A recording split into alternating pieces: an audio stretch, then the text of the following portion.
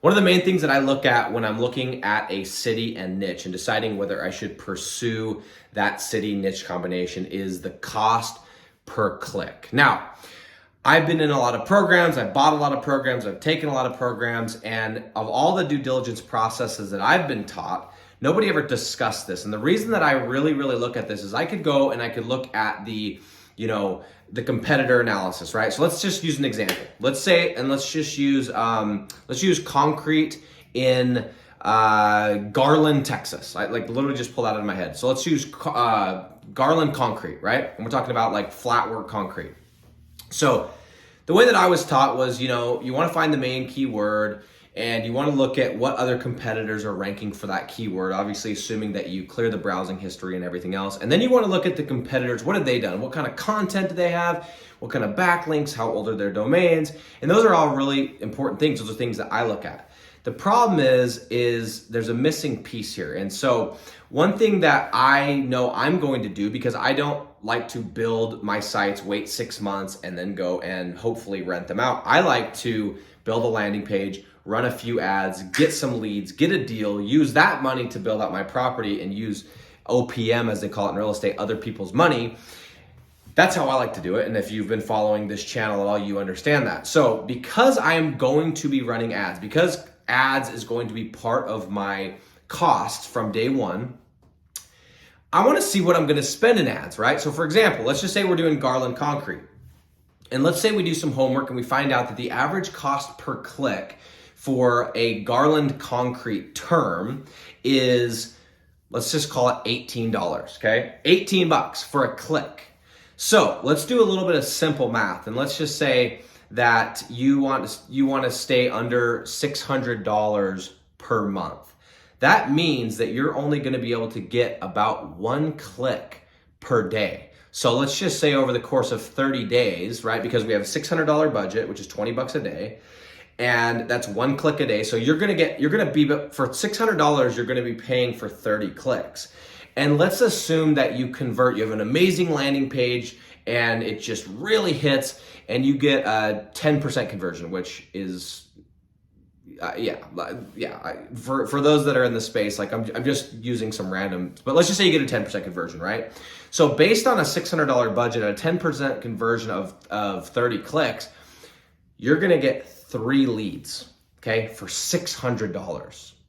The math doesn't work, right? The math does not work. And that's assuming that you get a 10% conversion. So I'm going to share with you the magic number for the cost per click that I like to stay under. And by the way, I have, at this point of recording this video, it is June 8th